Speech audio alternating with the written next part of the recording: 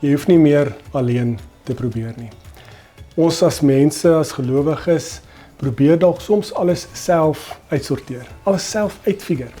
Miskien is dit so in ons alledaagse lewe, ons moet dinge self doen, ons kan nie meer afhanklik wees van instansies of mense nie, hulle stel ons te leer. En miskien vloei dit oor na ons geloofslewe toe. Van ons moet dit self doen, ons moet dit alleen doen. En in hierdie tyd, in Mei en Pinkstertyd, is dit juis vir my 'n baie mooi gedeelte, 'n teks, Handelinge 2, wat hierdie vraag vir ons probeer anders beantwoord. Nou, Handelinge 2 ken ons baie mooi.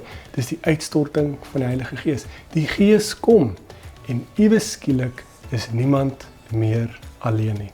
Nou, dis die groot verskil van Pinkster.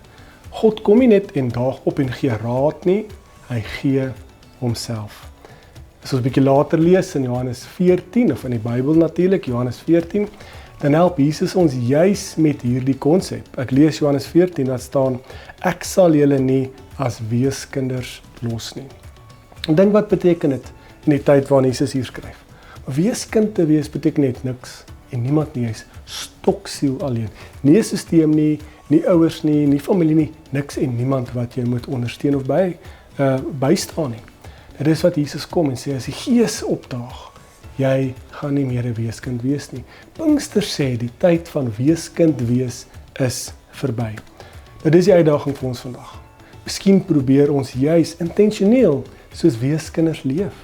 Ons probeer dit alleen doen, ons probeer self Bybel lees, ons probeer self bid, ons probeer alles in ons geloofslewe alleen doen.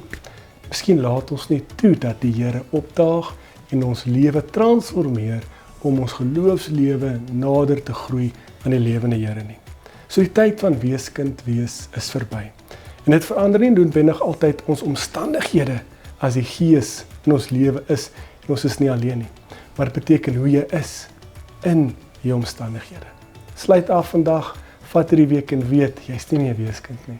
Die Here is deur sy Gees by jou.